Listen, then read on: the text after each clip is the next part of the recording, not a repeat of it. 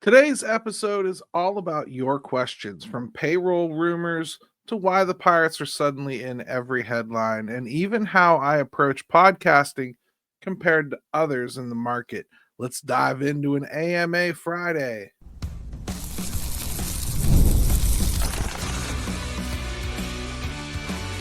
You are Locked On Pirates, your daily Pittsburgh Pirates podcast, part of the Locked On Podcast Network, your team every day.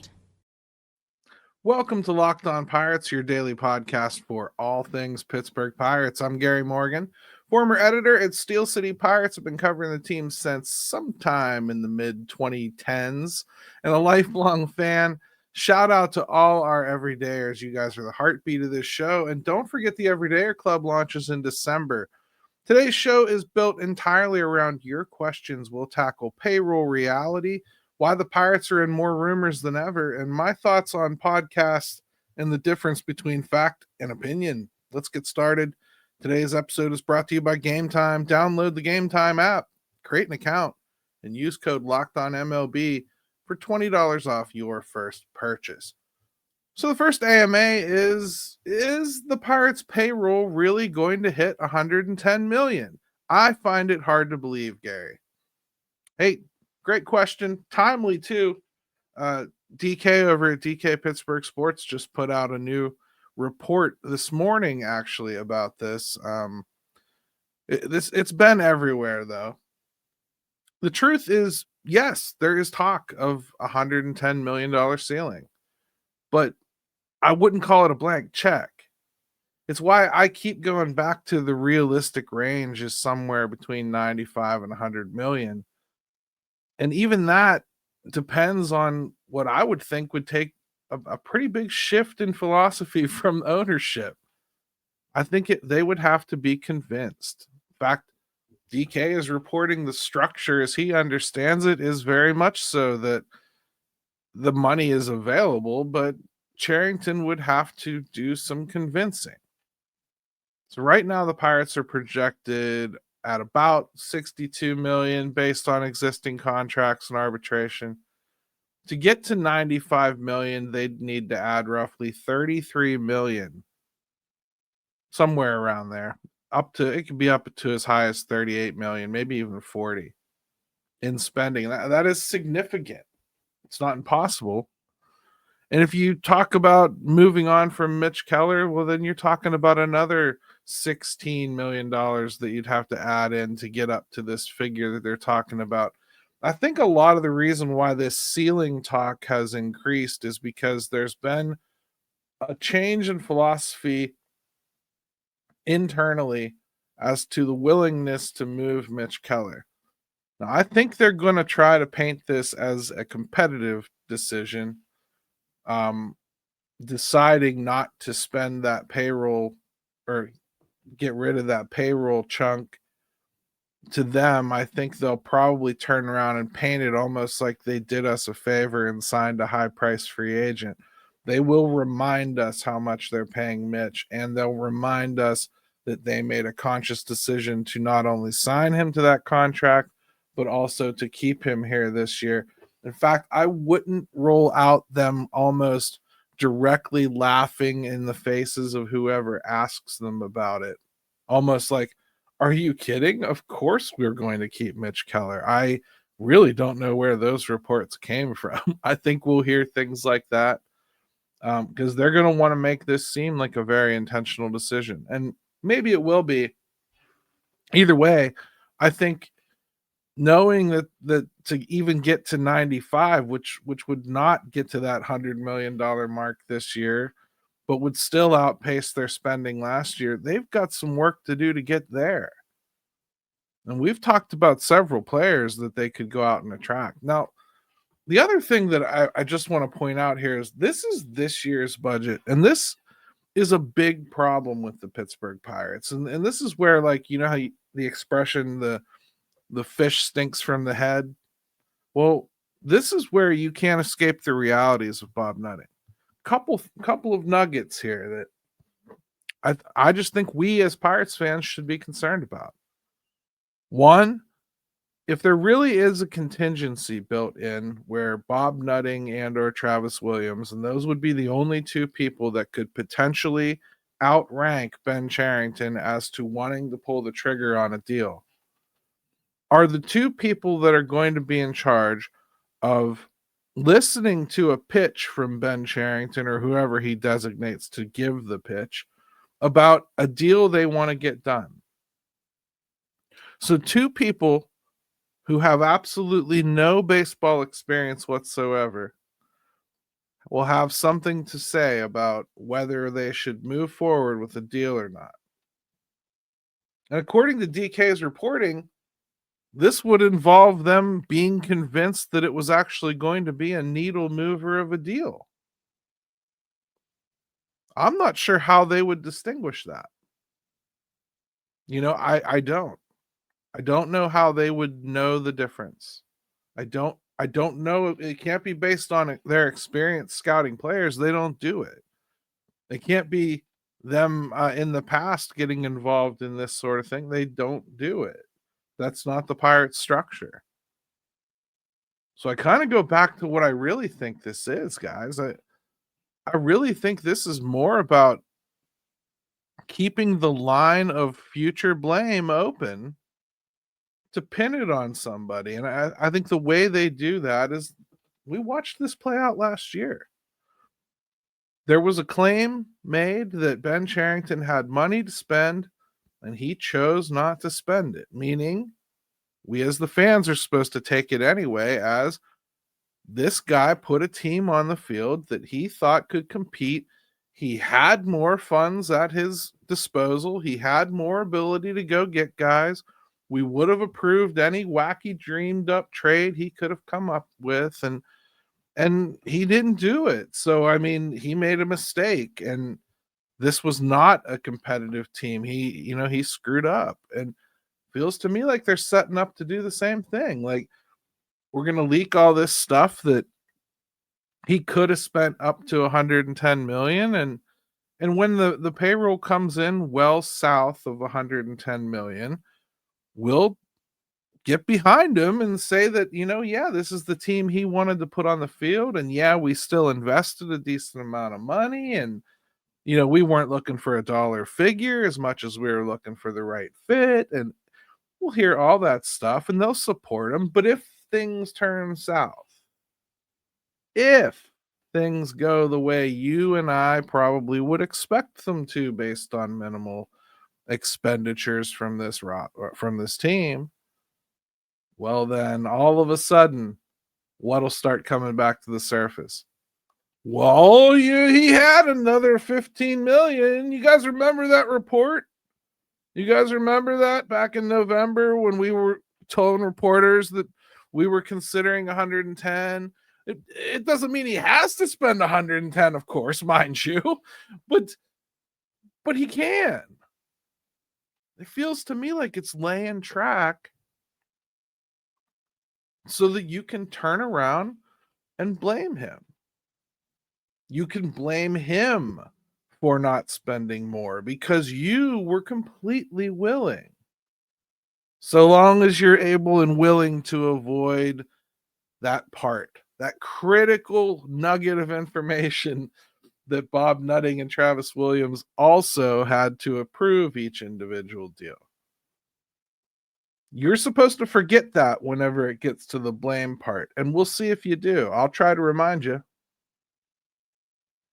And then if it works, well, hey, you supported him all along. He's so smart. He got it done even cheaper than you thought you were going to have to put out for it. It's a win-win for Bob Nutting and Travis Williams. And the only win it doesn't accomplish are the ones on the field, right? Right. It's a PR hurdle. I truly believe all the reporting here from DK. I've heard many of the same things. I'm not going to claim to have the same sources as him. I know I don't. But I hear enough. I'm in the ballpark here.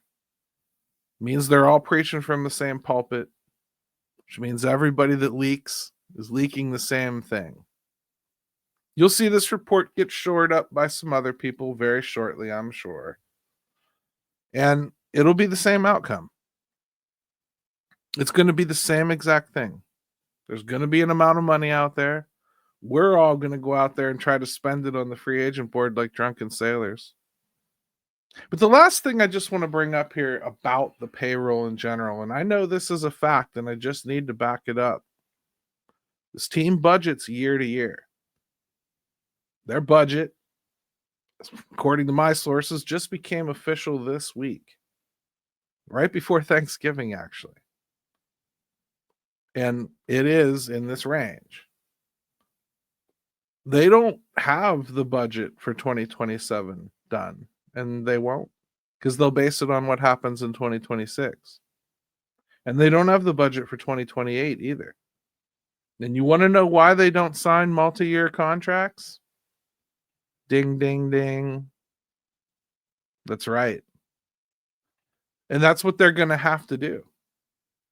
If you want to talk about trying to spend upwards of $33 million on the free agent market, I find it very hard to believe you're going to do that by nickeling diming things. I don't think you're going to do that by signing. You don't have the roster space to sign 5 or 6 guys for $6 or $7 million.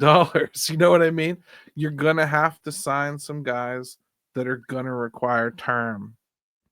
We've said this before, but if you're even to reach the goal where you get to this imaginary dollar figure that feels like trying to you, if you're Bob Nutting, you know, that low end that you can sell that you've tried, it's going to require them pulling off a contract that they have not done before. That's all I'm going to say. Before we jump into the next question, I just want to tell you it's really going to focus heavily on why the Pirates are in so many of these rumors. I mean, can the league really be buying what the Pirates are selling?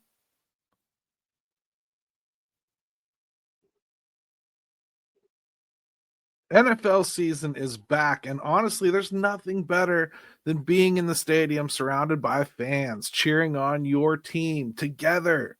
Getting tickets, though, that can be a hassle. Between queues, login screens, prices jumping at checkout, apps checking you out of your login, and you forget the password, and Apple won't recognize your face. Ugh. That's why I use Game Time, the app that gives advantage back to fans. Game Time is fast, easy, and backed by Game Time Guarantee. You'll always get 100% authentic tickets delivered on time and at the best price. Plus, all fees are included, so the price you see is the price you pay. If you've got friends like I do, you can't plan events in advance. You can't say, hey, we're all going to get together on this date and go to this baseball game because little Johnny's baseball game popped up, or Tommy's hockey game popped up, or I got invited to golf over here. Game Time solves that because an hour or two before the game, you can call your buddies, blast out a text message to everybody, say, who wants in? I get the block of tickets right now. Head over to Game Time. You're going to get them cheaper. You're going to get them faster, and you're going to be able to get them last minute. Download the Game Time app, create an account, and use code LOCKEDONMLB for $20 off your first purchase. Terms apply. Again, that's promo code LOCKEDONMLB for $20 off. Swipe, tap, ticket, go, download Game Time today.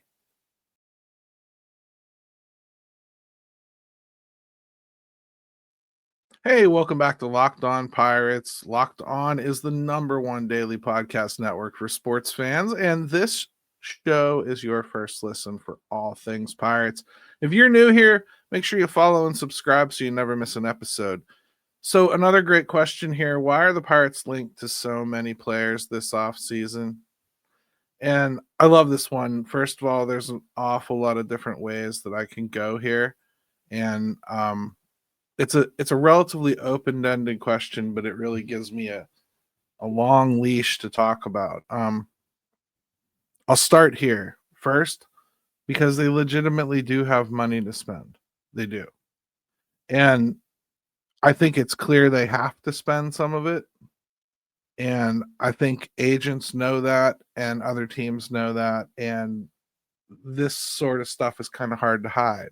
You're hearing it from some other teams that are in similar position too, such as the Marlins and the Rockies and Baltimore, even to a degree, and Washington, and some of the traditional lower spending teams are all being rumored as spenders this year. And there's a dark side of this that I'll touch on before I get into the more straightforward reason why I think the Pirates are rumored so much.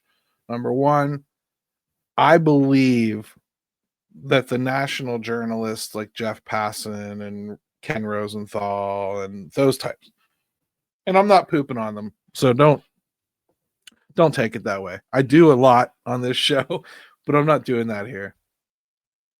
I do believe there is a little bit of an agenda at play here. With the CBA approaching, I think there's an understanding that kind of came to play that the lower revenue teams don't have the same capability as the big spending teams. And it was a reality that the Dodgers have really forced, and not just the Dodgers and Mets, other teams have largely forced the national pundits to start to accept. They at least have to address it now, and it at least has to be mentioned that it's not 100% even.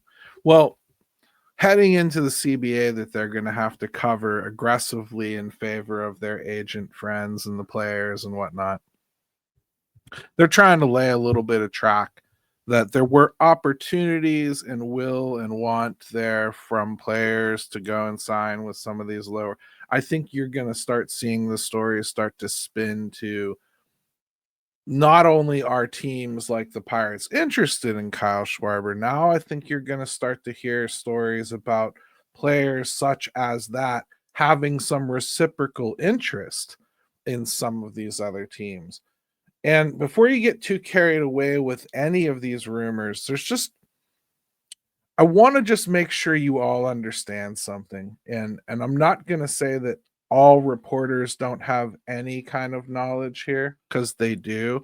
And I'm certainly not going to say that there aren't leaks that you hear things about, because there are. And I hear them myself. I have a different set of people I talk to, but there are things that I hear, and I report them to you as best I can, especially if I get them verified. But just by CBA rule, teams are not allowed to confirm or deny what they're saying to players or how they even feel about a player. They can't tell you like that they are interested in a certain particular free agent. They can't tell you they're not interested in a particular free agent, because they're not allowed to manipulate the market for a free agent. And any content there from any GM manipulates the market. Let's say it's somebody that is only going to go to one of those teams that can afford one of those gigantic contracts, Pete Alonso, Kyle Schwarber, whatever, traditionally. Well, let's say that the Los Angeles Dodgers are like, well, we don't need a DH. I'm sorry, we're not interested in Kyle Schwarber. That may very well be true. That may very well be obvious. But they can't do that because it manipulates the market. See, it shuts off an avenue. It shuts off a potential suitor for Kyle Schwarber. Doesn't mean that baseball GMs don't talk and have a general idea of that in general, but just once it's made public, it changes the dynamic of things. So by rule in the CBA, that can't be done. So most of what you're hearing, it's always going to be rumor and innuendo, my friends, to a degree. There's never going to be anything confirmed by 3, 4, 5 different people. Honest brokers are going to tell you when information changes that they're getting. I try to do that. I've told you how my information changed on the potential deal with Josh Naylor in Seattle, different ways that I think it kind of came to be as far as those rumors get generated. But these types of things are going to pop up because of this. Unlike past off seasons too, the Pirates are being a little more proactive. I mean, they've contacted agents and teams to indicate levels of spending that they're willing to consider. In the past, it's been more about like, hey, we're interested in these 10 guys. Let's reach out to them. They're reaching out a little bit more proactively to agents. And that means like every time an agent's got a player that falls into that range of being a possible fit for a team, well, the Pirates are one of those teams that has gone out there and said, like, I've got the cashier's check if you've got what I want. So you're going to hear them linked to a lot of rumors. Whether the Pirates have ever directly talked about that player remains to be seen. But that's where a lot of those rumors come from. It's an agent going like, hey, we're 2 weeks into free agency. I haven't heard a damn word from anybody about blah, blah, blah. Let me call up Ken Rosenthal and tell him these 7 teams are interested because they all said they were willing to spend what I think it's going to take to land my guy. Let's throw that out there as a possible interest. And then fans read those reports and we go like, but we don't need a second baseman. You get what I mean? And we take it as gospel and we start to fit them into the Jenga puzzle it is our team, or we propose back-end trades that it's going to cause because we're creating a new situation or a depth issue somewhere, or that player we were planning on isn't important anymore. And that's what all this stuff comes from. You're going to hear a lot more rumors because the Pirates are legitimately out there with their pants down a bit. They don't usually do that. They usually keep it close to the vest. The only person that knew they were interested in Tommy Pham was Tommy Pham's agent and maybe Tommy himself. That does, that's a different situation that I think they're trying to go into this year.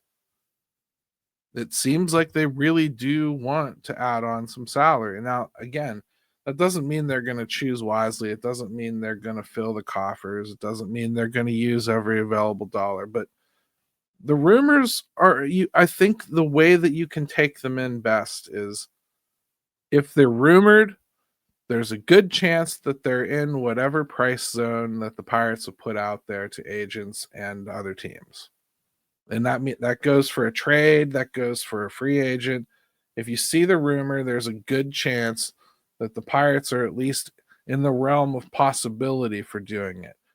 But I would never take a whole lot of these initial reports as gospel that they are for sure in contact or in active negotiations or even have an offer on the table. That should be a distinct different report. And if you get a report that there's an actual offer on the table, know that even that did not come from our GM or the GM at the location where this offer supposedly was on the table. If it's a free agent deal, there's a good chance that that one could have slipped out from an agent, but there are a lot of GMs that would feel that that's bad faith by any team that would allow something like that to slip. And then they might cut off negotiations because they don't want to play those kind of games.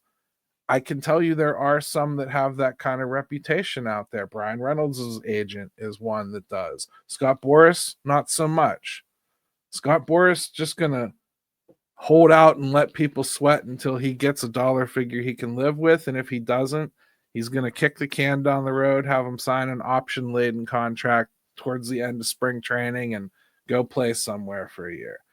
I don't think the Pirates can afford to be in that kind of a dance because they can't risk not adding.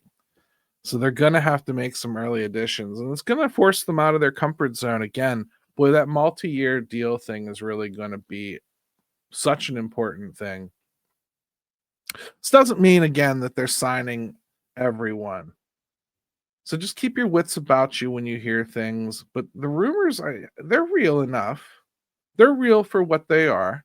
There is an interest there. There is a plausibility there. You can open your mind to it.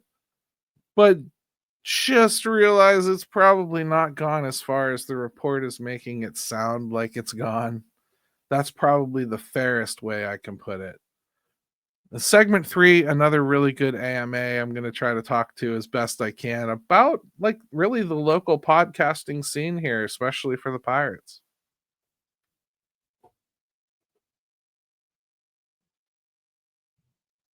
The NBA is back, and there's no better place to get in on the action than FanDuel, the official sports betting partner of the NBA. Even if you miss the start of the game or want to ride that hot hand, FanDuel has live bets on everything from who will score next to the fourth quarter big comeback. Plus, you can even combine your live bets into a same game parlay for a shot at a bigger payout. It keeps every game interesting, especially when your team's making that late push. Right now, FanDuel is giving new customers $300 in bonus bets when your first $5 bet wins. So head to fanduel.com and sign up and play your game with FanDuel, the official sports betting partner of the NBA.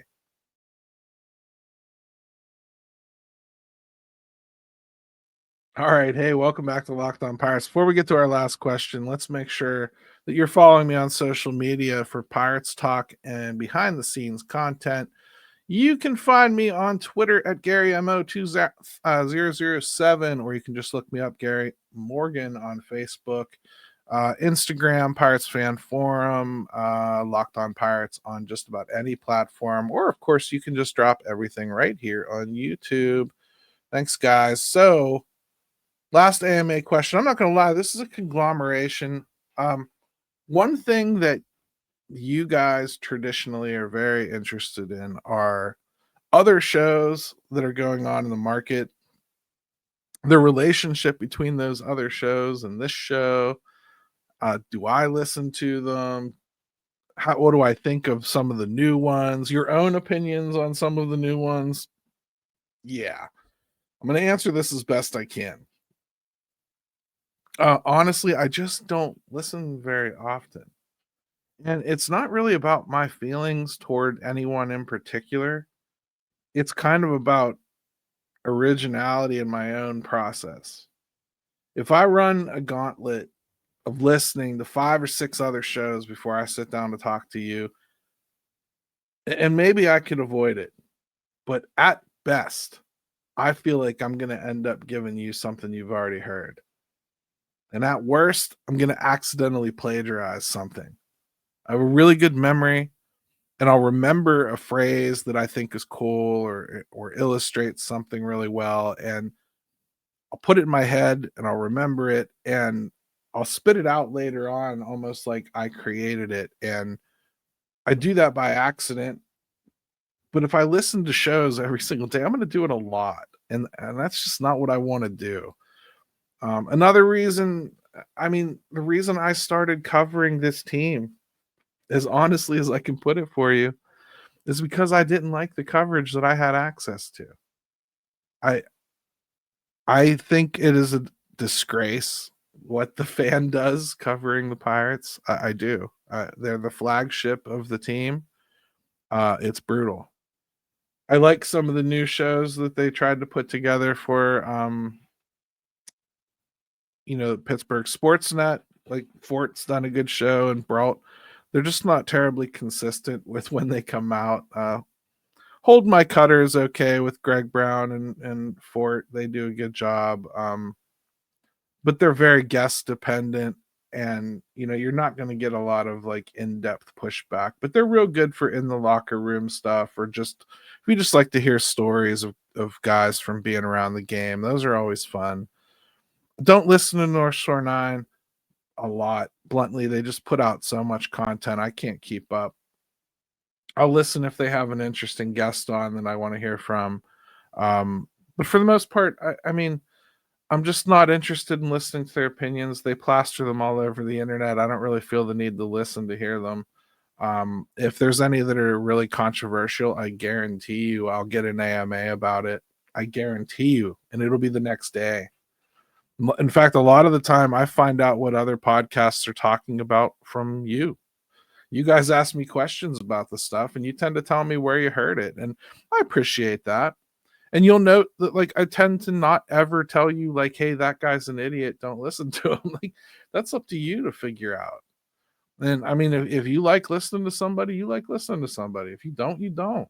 Like, I listen to Bridge to Bucktober a lot. I think it's a great podcast. Josh does a different kind of show than me, him and his brother, and I like that. I obviously like Pirates Fan Forum on DK Pittsburgh Sports. That's my other show. It's good. I like what I'm trying to do here with Locked On. I think we're building a good community here, and I hope it grows into being your favorite show if it isn't right now. I hope that I'm doing a good job in servicing the needs of the Pirates fans in the off season here and during the season. I hope I am. But I can tell you, I'm not doing anything other than what is interesting to me. If it's interesting to me, I'm talking about it. The show is literally things that are interesting to me. Again, I started the show because I wasn't happy with what was out there. And I'm doing a show that fills a need that I personally felt was there. And the fact that I have as many of you listening every day as I do tells me there was a lot of you that shared that opinion. And that's all it is. I mean, if you're somebody that like comes to my show set in your ways 100% on the type of content you want to hear, like if you want somebody that's just gonna bash nutting 24/7, I mean, I'm sorry, I'm not your show. If you want somebody that's gonna read you stats and act like they're gospel and can't change because players never evolve, well, sorry, that's not me, not your show. I want to give you guys both sides of everything. Listen to whatever shows you want. Ask me questions about them. I love it. I'm probably not going to dig into them very much. I would say the biggest happening in journalism, and I would say journalism but at large, but sports in general. Well, COVID screwed us up big time. There used to be a real separator between people that had actual access to the teams and people that were covering the teams by basically watching games on their couch and talking about what they saw. Some of us became a little more dangerous than that by developing our own like Rolodex of people that we talk to. So we know some stuff. So we probably crossed the line from opinionated talking heads into pseudo journalists here and there. I try not to. I have no desire to break news. There are things that I'm going to know 15 minutes before somebody else, but who cares, right? And when I do the show, I don't really lean on that an awful lot. I'm doing an opinion show. But I haven't painted myself as a journalist, and there's a lot of people who are journalists, and journalists used to be just facts. They would come on and they would say the Pirates lost 7-8 today. So-and-so pitched, he didn't do this well. So-and-so hit, he didn't do this well. Blah, blah, blah, blah, blah, blah, blah, blah. That's it, you get the facts. Well, now, COVID kind of put us all on an even plane for a minute. And I think some journalists kind of have forgotten how to get back to what they did do, which was digging up facts and investigating and asking hard questions and digging in on storylines behind the scenes and using their access that no one else had. Well, I think what they realized is an awful lot of the content creators out here eating your lunch because we're able to put out opinion-based content way faster. Notice I said faster, not more accurate all the time, right? Well, journalists have kind of camped on. Well, why not? Why can't I have the opinion game? Whose opinion would be better than mine? I'm in the room. Of course I know more than what's going on, right? Well, sometimes that's true. But I'm not looking for an opinion from a journalist most of the time. Unless I'm asking them a question or they're directly telling you, hey, this is not fact. This is my opinion. Thing is, some people look at that profession and they can't separate it out even if they're directly told there's going to be an opinion here from a journalist because they still see it as fact because it's coming from whatever Walter Cronkite would be today to them. Well, listen to whatever you like. Just make sure you listen here too, okay? That's it for today's AMA Friday. Actually, plus, if they didn't confuse you, what would you ask me questions about? I love this guy. Make sure you follow me on social media for more Pirates talk. And don't forget the Everydayer Club launches in December. We're serious about Pirates baseball because, well, somebody has to be. Let's go Bucs.